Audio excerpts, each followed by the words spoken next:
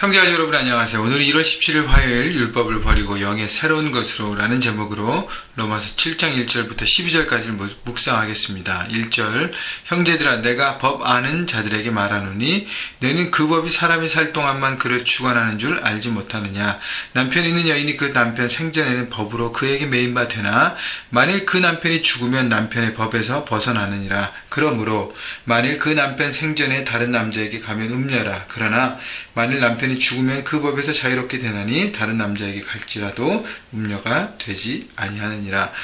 자, 법은 사람이 살아있을 때만 그 구속력을 발휘합니다. 그러나 죽으면 사람이 그 법의 영향력에서 벗어나게 되잖아요. 그래서 바울이 그러니까 율법과 우리의 관계를 설명하기 위해서 결혼 관계를 특별히 이용합니다. 그래서 2절과 3절에 구체적으로 그 신뢰를 들여서 설명하는데요. 여자가 결혼하면 남편의 법 아래 이제 들어가는데 남편이 살아있을 동안에는 그 법 아래 매이게 됩니다. 당연히 그 안에서 구속력을 발휘를 하게 되고 그 안에서 살아가야 됩니다. 그러나 남편이 죽으면 그 법 아래 자유하기 때문에 어떤 것을 선택하든지 무방하게 되는 것이죠.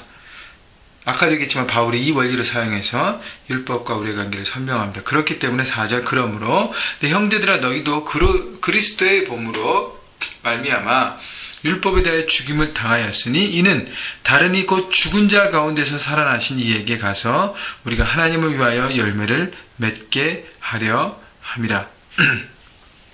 자, 그렇기 때문에 우리가 과거에는 율법에 대하여 매인받아서 살았지만 우리가 십자가 주님을 통해서 우리가 죽었기 때문에 그리고 살아났기 때문에 더 이상 우리는 율법 아래 있지 않고 하나님의 은혜 아래 있다는 것입니다. 그래서 우리가 하나님을 위하여 열매를 맺게 한다는 것은 하나님 나라를 위하는 하나님의 영광을 돌리는 삶, 이런 열매를 맺는 영원한 것을 추구하는 삶을 이제는 살게 됐다고 얘기하는 것이죠. 우리 스테레스를 얘기하고 있습니다. 5절 우리가 육신에 있을 때에는 율법으로 말미암는 죄의 정욕이 우리 지체 중에서 역사하여 우리를 사망을 위하여 열매를 맺게 하였더니 6절 이제는 우리가 얽매였던 것에 대하여 죽었으므로 율법에서 벗어났으니 이러므로 우리가 영의 새로운 것으로 섬길 것이요 율법 조문에 묵은 것으로 아니할지니라.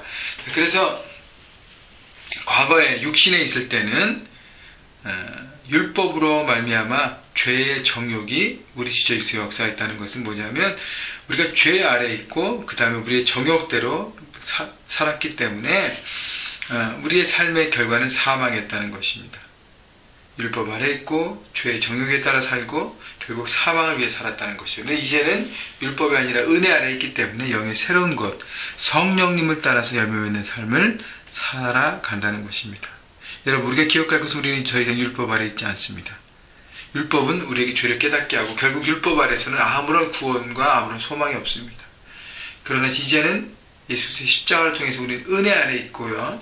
은혜 안에 있기 때문에 이제 영의 새로운 것으로 섬길 건다는 것은 뭐냐면 이제 우리 안에 역사하신 성령 하나님을 따라서 순종함으로 그 성령께서 이끄시는 대로 살아가기 때문에 결국 성령의 열매를 맺게 되고 중요한 것은 억지로 순종하는 삶이 아니라 자발적으로 기쁘게 순종하는 기쁨으로 나가기 때문에 성령의 열매, 사랑과 희락과 기쁨과 이런 모든 것들을 우리 삶 가운데 맺어가는 풍성한 삶을 산다는 것입니다. 7절 그런지 우리가 무슨 말을 하리요 율법이 죄냐? 그럴 수 없느니라. 율법으로 말미암지 않고는 내가 죄를 알지 못하였으니 곧 율법이 탐내지 말라 하지 아니하였더라면 내가 탐심을 알지 못하였으리라. 율법은 죄를 깨닫게 한다고 로마 3장에서 바울이 설명했는데 다시 한번 7장에서 강조합니다. 율법을 통해 죄를 인식하는데 근데 중요한 것은 뭐냐면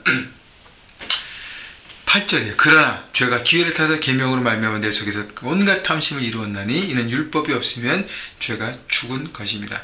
그런데 마귀는 이걸 이용하는 것이죠. 율법을 통해서 죄를 깨달았으면 거기서 끝나야 되는데 그 죄가 우리를 미혹해 하고 우리에게 죄를 짓도록 만들고 우리를 죄의 멍에 아래 계속적으로 살게 하는 것입니다.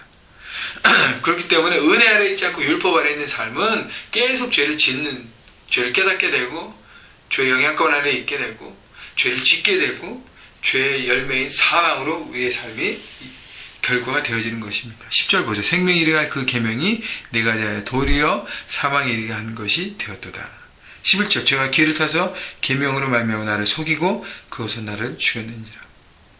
죽였는 죄야.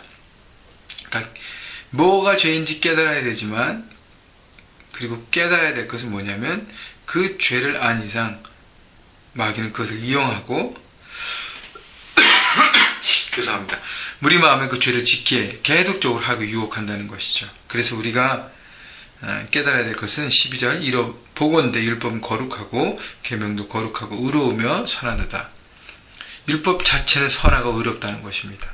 그런데 중요한 것은 내 마음이 부패했다는 것입니다. 내가 마음이 악한 것을 사모하고 죄의 경향으로 자꾸 추구한다는 것입니다. 그래서 중요한 것은 내 속사람을 다스려야 되는 거예요.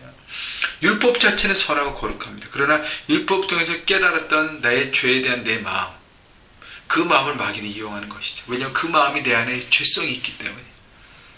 그래서 우리가 십자가의 벌로 날마다 우리를 새롭게 하고 우리 은혜 안에 있음을 바라보고 우리 죄가 이미 용서함 받았음을 알고 죄의 그 십자가 우리 자아를 다 죽여야 하는 것입니다. 내려놓아야 하는 것입니다. 그래서 십자가 앞에 다 내놓고 우리가 새롭게 성령으로 새롭게 되지 않은 이상 우리는 계속 죄 아래 살아가게 되는 것이죠. 예수 그리스도를 믿는 믿음으로 이제는 더 이상 죄가 아니라 율법이 아니라 은혜 안에 있음을 여러분 깨달으시고요. 우리 십자가의 벌을 나가면 우리를 씻어내야 합니다. 우리 속사람이 거룩하게 될 수 있도록 그 사람이 거룩하게 삶 가운데 선택하고 하나님 나라를 바라보고 하나님의 영광을 돌리는 그런 귀한 열매를 맺을 수 있도록 여러분 바라보십시오. 우리는 안에 연약함을 인정하십시오. 우리는 죄 때문에 늘 넘어짐을 깨달으십시오. 그래서 우리는 죄에 대해서 자신 있는 것이 아니라 주님의 십자가를 붙잡기 때문에 자신 있는 것입니다. 여러분 오늘 하루도 십자가를 기억하시고 삶 현장에서 흔들리지 마시고 죄가 유혹으로 악한 영이 우리에게 올 때 십자가 보혈로 다시 한번 우리에게 정결함을 얻고 말씀을 붙들면서 여러분 삶의 현장에서 거룩함을 선택하셔서 오늘도 악한 영의 전쟁과 이기고 승리하셔서 성령의 귀한 열매들이 여러분 삶 가운데 맺어지시기를 주님의 이름으로 축원합니다.